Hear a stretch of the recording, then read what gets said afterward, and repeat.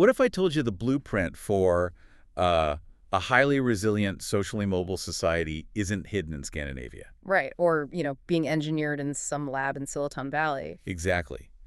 I want you to picture a map of the world in your mind right now.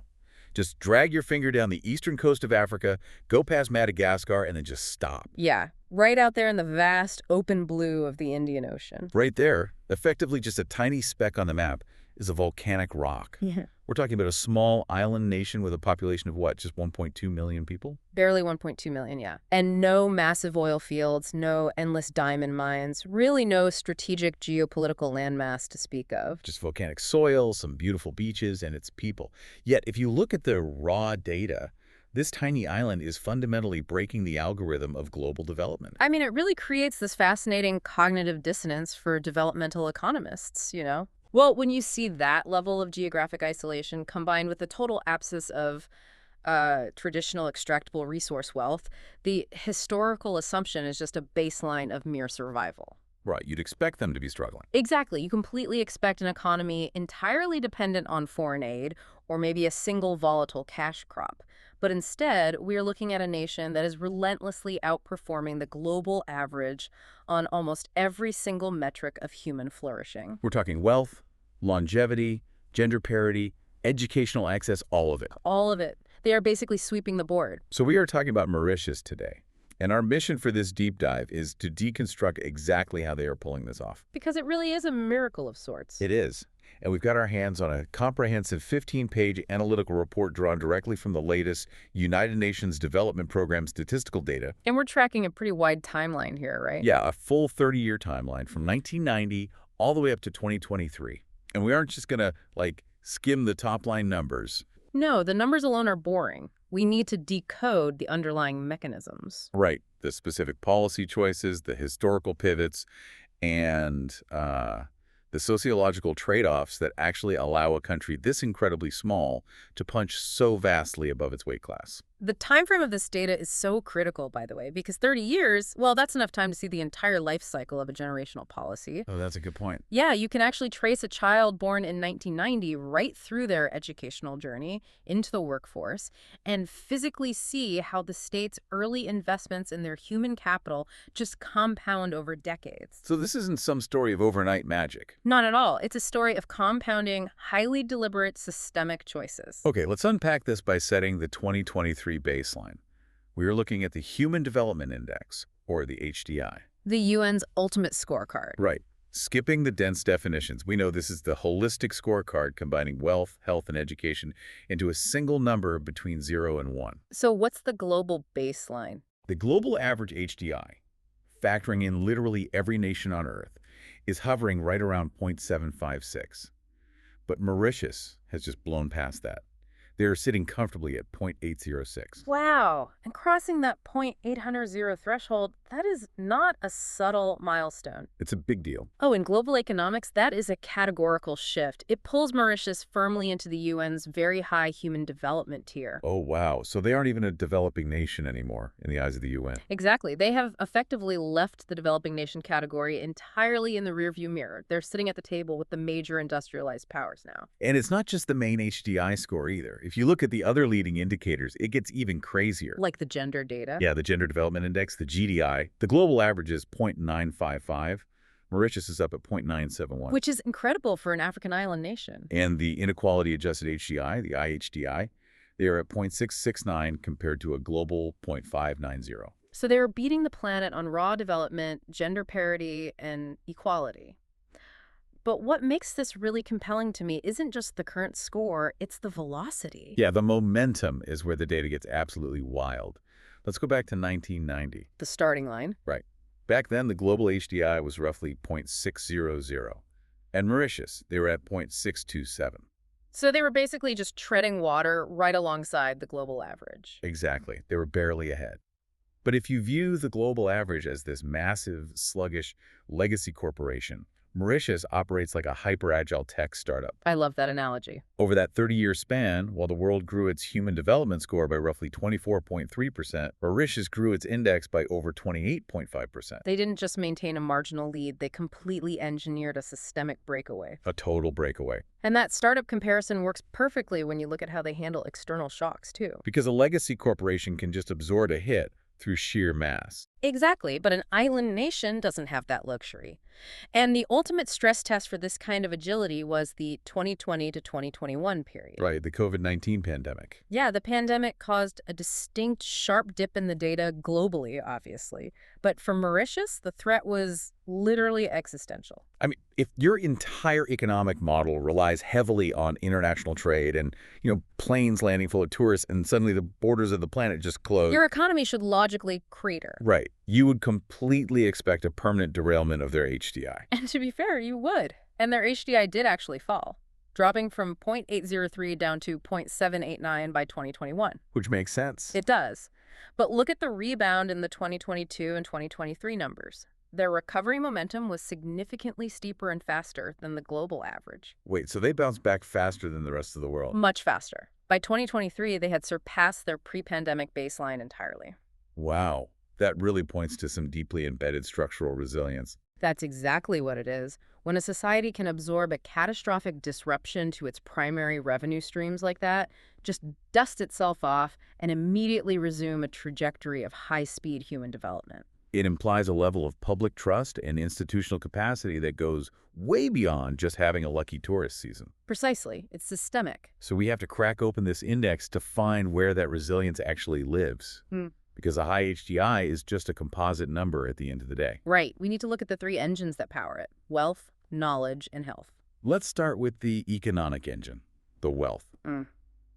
In 2023, adjusted for local purchasing power, the global average gross national income per capita was roughly $20,327. Okay, $20K globally. Yeah. Mauritius hit an absolute staggering $27,280. And returning to our 1990 starting line for a second, their GNI per capita back then was only about $9,047. So wait, they went from 9,000 to over 27,000? Yeah, they have engineered a threefold increase in a single generation. Think about the sociological rewiring that occurs when a population triples its purchasing power in 30 years. It completely alters the social contract. It changes everything about how citizens interact with the state. But how does an island with literally zero natural resources triple its national income that fast? I mean, you don't get a 34% premium over the global economic average by just planting more sugarcane. No, you definitely don't. You get it through aggressive, highly deliberate economic diversification. So they pivoted. A massive structural pivot. Historically, you're right, Mauritius was entirely dependent on sugar exports. Which is dangerous. Extremely. A monocrop economy is incredibly fragile. One bad harvest or a random drop in global sugar prices, and your entire HDI just collapses. What did they do? Over this 30-year period, they leveraged whatever capital they had to pivot hard into textile manufacturing, and then into high-end tourism, and eventually into complex financial services and information technology. But transitioning from cutting sugarcane to managing offshore banking and IT infrastructure, that requires a fundamentally different type of citizen, doesn't it? Absolutely. You can't just mandate an IT sector into existence if your population can't read the technical manuals. Right. Which brings us directly to the second engine of the miracle, knowledge. The education data. Yeah, the education data in this report is fascinating because it's split into two metrics, mean years of schooling and expected years of schooling. This is a crucial distinction. The global mean years of schooling, meaning what people have actually studied, is 8.7 years. Mauritius is at 10.1 years. So that's the accumulated knowledge in their current active workforce. Exactly. But why do we measure both? Like, what does the expected years of schooling, the EYS, tell you about a country's future? Well, the EYS is the ultimate leading indicator of a nation's future competitiveness. Globally, a child entering the school system today can expect about 13.0 years of education. Okay, so basically finishing high school and maybe a tiny bit of college.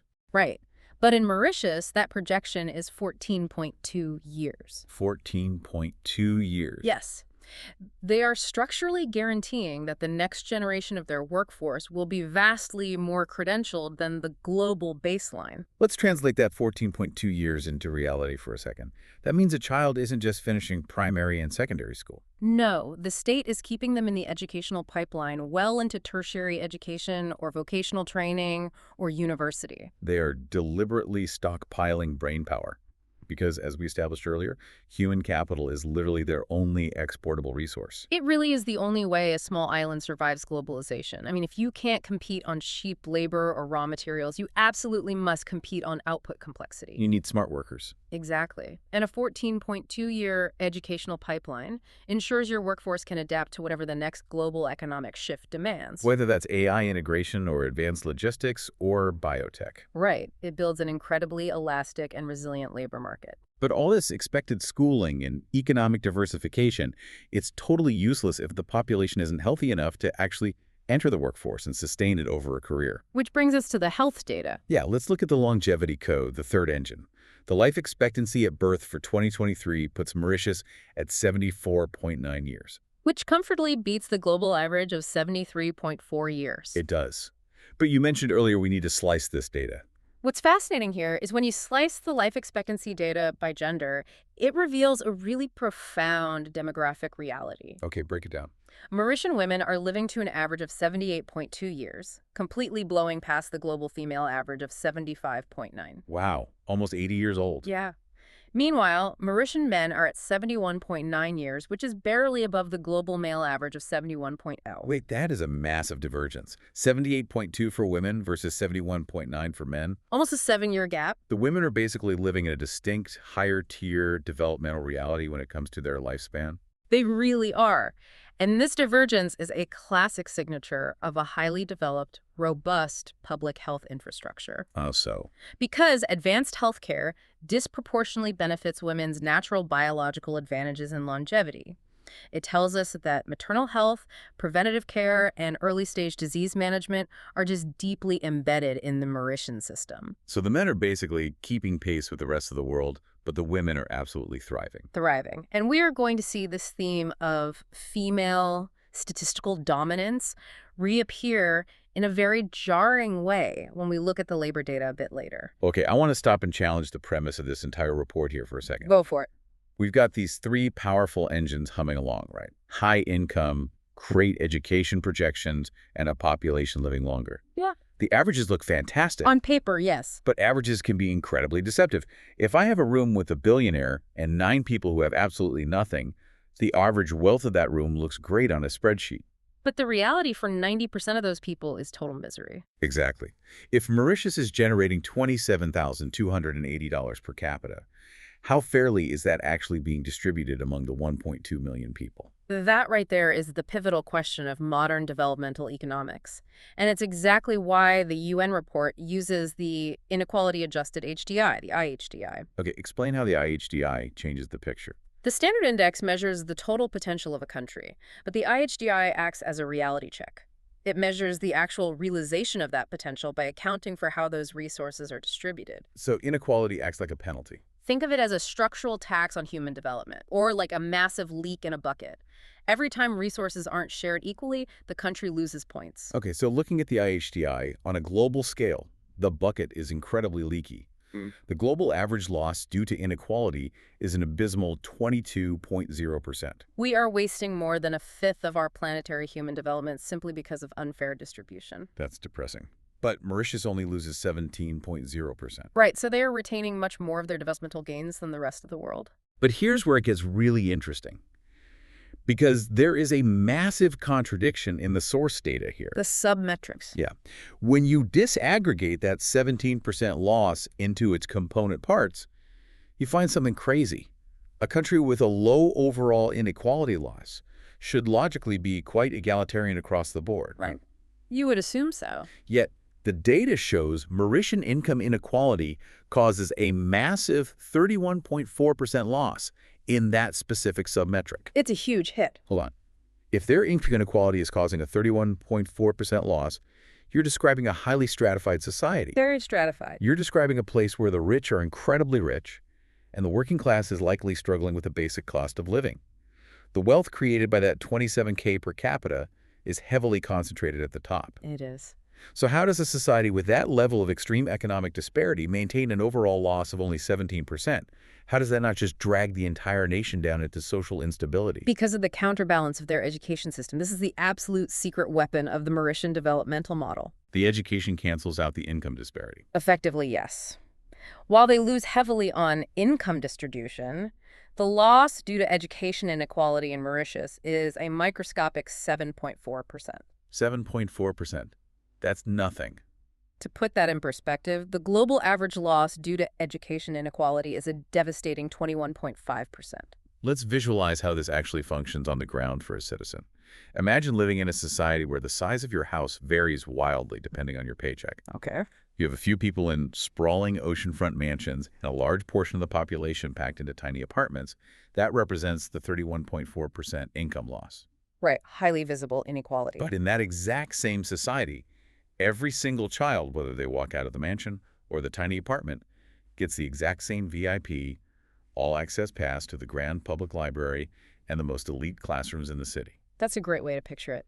The income dictates your living room, but it does not dictate your mind. That is the defining mechanism of their sustained high HDI. They have successfully decoupled educational opportunity from generational wealth. Which is incredibly rare. It's almost unheard of. In the vast majority of the world, if you are born poor, your expected years of schooling plummet instantly. Because education is effectively privatized. Exactly, either directly through expensive tuition or indirectly through local property taxes funding neighborhood schools. But Mauritius has engineered a state apparatus where the engine of knowledge is entirely insulated from the inequalities of the free market. So they basically treat education as a strict public utility, not a consumer good. Precisely, and by fiercely defending the meritocracy of the classroom, they prevent their massive income inequality from hardening into a permanent caste system. I see. So a child from a lower-income family might not have capital today, but they are guaranteed the intellectual tools required to acquire capital in the future. Yes. This educational equity acts as a societal pressure valve. It absorbs the cultural friction that usually destroys highly stratified economies. This brings us to a really crucial pivot in the data. We see that education crosses class lines beautifully. The poor and the rich share the same classroom. But does that equality cross gender lines? Exactly. Because a society cannot claim very high human development if it is sidelining half of its population. The ultimate test of a fair society is the gender divide. And the UN measures this through the Gender Development Index, the GDI, comparing the HDI of women directly to men. Right. And a GDI of 1.00 represents absolute perfect parity. Correct. And Mauritius sits at an exceptionally high 0.971. So women are at 97.1% of men's overall development. On an aggregate level, yes. But the underlying mechanics of that score are what we really need to examine. Because it is not just that women are catching up to men. Oh. No. In the foundational metrics of human capital, Mauritian women have actually completely surpassed men. The expected education data is wild here. A girl starting school in Mauritius today has an expected years of schooling of 14.7 years. And a boy. A boy is projected at 13.6 years. Mauritian women are statistically projected to be significantly more educated than their male counterparts. Which entirely flips the traditional narrative of developing economies, where female education is usually the very first casualty of tight state resources. Totally. So to understand how women achieved a nearly 15-year educational runway, we have to look at the Gender Inequality Index, the GII. Right, because the GII measures the loss in achievement due to reproductive health, empowerment, and labor market participation. And lower is better here. Lower is much better. The global average is 0.455. Mauritius is at a remarkably low 0.352, which ranks them 91st globally. The foundation of that low inequality score has to be the reproductive health care data, because the numbers here are literally life and death. Absolutely. Look at the maternal mortality ratio. The number of women who die from pregnancy-related causes per 100,000 live births. The global average is a tragic 216 per 100K. And in Mauritius, It is just 44.4. 44.4 compared to 216, that is phenomenal healthcare. It really is. Because when a state guarantees that the biological act of giving birth is overwhelmingly safe, it removes a massive historical anchor from women's lives. It's the absolute prerequisite for all other forms of empowerment, isn't it? Exactly. You cannot build a 15-year educational pipeline for women if your healthcare system systematically fails them in their 20s. And it changes the entire timeline of a woman's life. Look at the adolescent birth rate, births per 1,000 women, ages 15 to 19. The historical trend here is striking. Back in 1990, that rate was over 43 per 1,000. Today, it has plummeted by 55%, down to just 19.8 per 1,000. While the global average is still hovering way up near 39.1. That's a massive societal shift. And it's a direct causal consequence of that educational VIP pass we talked about. When you keep a 16-year-old girl in a secondary school physics class, you are inherently keeping her out of a maternity ward. You are replacing early motherhood with secondary and tertiary education. Which fundamentally alters the multi-generational transmission of poverty. A woman who delays childbirth to finish a 14-year education enters motherhood with vastly higher earning potential, which she then inevitably invests back into her own children. So what does this all mean? Because this is where I hit a massive wall in the data. This is the great paradox of the Mauritian report. Ah, yes. I see the collision course you're charting here. We just established that women are outliving men by a wide margin, 78 to 71. We established they are out-educating men 14.7 years to 13.6. And the historical data backs that up. Mm-hmm. Female secondary education completion skyrocketed from just 26% in 1990 to an impressive 60.4% by 2023. Right, so they have the degrees, they have the health, they have the longevity. Yeah. If they possess all the human capital, why are they basically invisible at the top of the societal food chain? It's a glaring inconsistency. Look at the political representation. Women hold only 20.0% of the parliamentary seats in Mauritius. Which is actually worse than the global average of 26.5%. The world at large is doing a better job of putting women in power than this highly developed, highly educated island. It is easily the most glaring indictment in the entire 15-page report. You really have to push back on the celebratory narrative here because the labor data is incredibly harsh. Lay it out for us. The labor force participation rate for men in Mauritius is 69.7%. But for women, despite all those extra years of state-funded schooling, it is only 46.9%. Less than half. Less than half of the adult female population is actively participating in the formal labor market. From a purely cold macroeconomic standpoint, that makes absolutely zero logical sense. The state spends massive amounts of capital educating the female population to a higher standard than the male population, and then the economy completely fails to utilize 53% of them. It's wildly inefficient. Where are they? Oh. Why build this incredible library, give women the VIP pass to read every single book in it, but when it's time to actually write the rules of the library, they are locked out of the author's room? Sociologists often refer to this as the glass ceiling, but given the sheer weight of the educational advantage women hold here, we are looking at a reinforced concrete ceiling. A concrete ceiling, yeah. It represents the absolute last fortress of inequality in Mauritius. What this data tells us is that dismantling institutional barriers to basic human rights, like building schools and hospitals, is relatively easy for a motivated state. You just allocate the budget and build it. Right. But dismantling deeply entrenched cultural and structural barriers is vastly harder. So what specifically creates a concrete ceiling like that? Is it a failure of labor policy, or is it just pure cultural inertia? The data strongly implies a collision of both. Yeah. You have a 14-year education policy that was implemented essentially in a single generation. Very fast progress. Very fast. But you are dropping those highly educated women into a patriarchal corporate and social culture that takes 3 generations to evolve. Ah, I see. The low labor force participation points heavily toward a severe lack of childcare infrastructure. If the state provides elite schools but zero early childhood support, highly educated women are forced, by default, to become primary caregivers. Right. Someone has to watch the kids. Furthermore, if the corporate culture demands deeply inflexible hours that penalize motherhood, women with university degrees will simply opt out of the formal labor market entirely. So the schools are modernized, but the societal expectations haven't caught up at all. The traditional gender role, dictating that men are the primary breadwinners, overrides the statistical fact that the woman in the household might actually be better educated. Exactly. And from a purely developmental perspective, leaving this human capital on the table is the single biggest drag on their HDI ranking right now. It's holding them back. Massively. If Mauritius could simply translate its female educational supremacy into female economic and political participation, their overall HDI wouldn't just be 0.806, it would skyrocket. They have the engine built, but they are driving with the parking brake securely engaged. It's a frustrating paradox, but it perfectly illustrates how complex human development really is.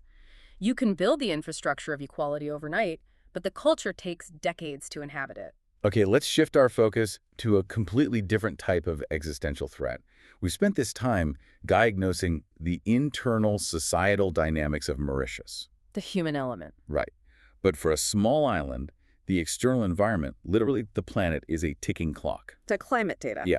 They are surrounded by an ocean that is undeniably getting warmer and rising. Yeah. We have praised this massive economic expansion, this tripling of their GNI, but traditionally, economic miracles are incredibly dirty. Yeah.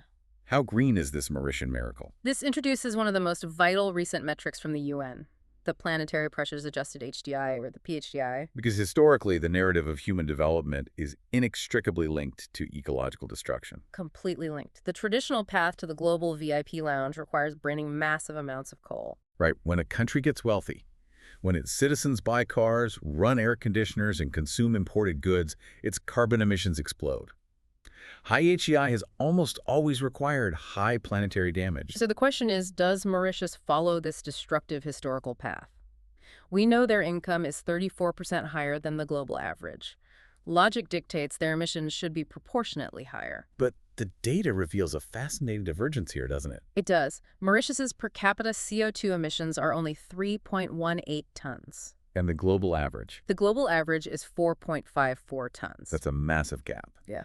They are achieving a significantly higher standard of living than the global average while generating significantly less carbon output. When you adjust their HDI for planetary pressures, accounting for both their carbon emissions and their material footprint, their index value remains remarkably robust at 0.760. So they are achieving very high human development without exacting the typical massive toll on the environment. It's the equivalent of having an elite 800-plus credit score, but you achieved it without maxing out any of your planetary credit cards.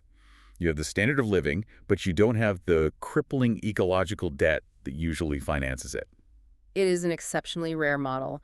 You look at many high-income industrialized nations, and there is a massive discrepancy between their standard HDI and their key HDI. They look brilliant on paper until you factor in the planetary cost. Right, and then their ranking plummets because they are effectively borrowing their development from the future of the planet. Mauritius represents a vital proof of concept here. It is mathematically and sociologically possible to engineer high-income, high-development growth that is relatively eco-friendly. I mean, 3.18 tons is not zero. No, of course not. For a highly vulnerable island nation, any emissions are a threat. But comparatively, it is a highly efficient model of sustainable growth. It really puts their global standing into a sharp perspective. Let's recap those 2023 global coordinates so you, the listener, can really map this out. Put it all together. Out of 203 countries measured on Earth, this tiny rock in the Indian Ocean with zero natural resources ranks 73rd in raw human development. And when you adjust for inequality, they rank 71st. And in gender inequality, despite those concrete ceiling issues we talked about, they still rank 91st. They are solidly, undeniably in the top tier of the human race. If we connect this to the bigger picture, distilling this entire 15-page analytical report, there are really three core takeaways that define the Mauritian miracle. Let's hear them. First, the three engines. Their success is not a geographic fluke. It is driven by intentional income generation, a health system that ensures high longevity, and most importantly, a highly equitable education system that serves as an absolute firewall against their own income inequality. Right, the VIP library pass that basically saves them from themselves. Exactly. The second takeaway is the bottleneck. If Mauritius wants to ascend even further, perhaps breaking into the top 50 nations globally, they cannot rely on just pushing their education numbers higher. Because they basically maxed that out. They have hit the point of diminishing returns in the classroom. They absolutely must break the concrete ceiling in political leadership and the high-end labor market. Empowering their highly educated women economically is the largest untapped reservoir of growth they possess. And the third takeaway. The global lesson. Mauritius definitively proves a concept that many developing nations, and even some developed ones, struggle to believe. Immense natural resources are not a prerequisite for human flourishing. You don't need the oil. You do not need to strike oil or possess endless timber or mine diamonds to become a highly developed nation. What you need are deliberate, sustained, generational investments in public health and fair, accessible education. Human capital is the only resource that truly matters in the long run. I think that is the perfect note to land on, and it brings us right back to that map of the world we started with. You look at that tiny dot, completely devoid of all the things we traditionally associate with global dominance and wealth, yet they figured out the code. They really did. And I want to leave you, the listener, with a final, slightly provocative thought to mull over as you go about your day. Oh, here we go.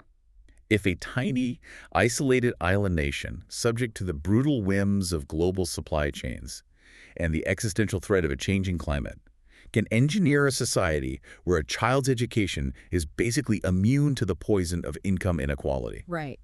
If they can prove that explosive economic growth doesn't actually require destroying the planet to achieve it, what is the excuse of the world superpowers? That's the real question. The data clearly shows it is entirely possible to build a fairer, healthier, smarter society without infinite resources. So the question for you to ask yourself is, what specific, deliberate policy choices in your own country could be holding your HDI back? Something to think about. Thank you for joining us on this deep dive into the source material. Always question the numbers you see in the news and always look for the human stories hiding beneath the statistics.